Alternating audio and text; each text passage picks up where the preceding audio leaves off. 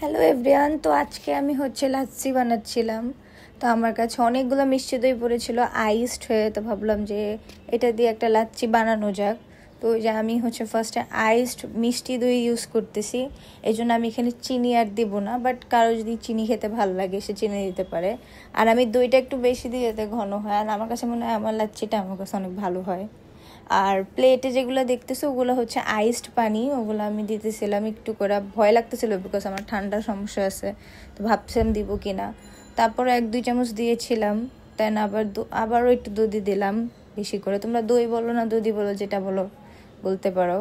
দেন এই তো ব্লেন্ড করব এখন। ভালো মতো ব্লেন্ড করতে হবে যাতে কোনো পার্টিকেলস না থাকে। আর আমার ব্লেন্ডারটা অনেক পুরাতন গাইজ, আমি যখন ছোট তখনকার, এখনও এটা অনেক কাজ করে, অনেক ভালো। দেন ওটা আমি দেখতেছিলাম হয়েছে কিনা, দেখলাম যে পুরো হয়ে গেছে। সত্যি ট্রাস্ট মি, খুব সুন্দর দেখতে লাগবে গ্লাসে নেওয়ার পর এটা।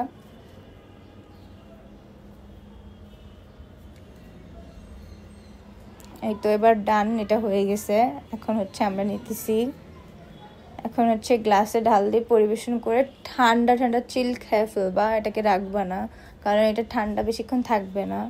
মানে এত ভালো স্যার, আমি 1 গ্লাসই বানিয়েছি, এই জন্য আমার ছোটো বোন আমার উপর অনেক রাগ করছে যে হ্যাঁ 1 গ্লাস বানিয়েছো, তোমার ভিডিও করে দিলাম আমি, তারপর বললাম যে সেটা তুমি নাও। তো থ্যাংকস ফর ওয়াচিং গাইজ, আর সবাই রেসিপিটা ট্রাই করো। Bye bye.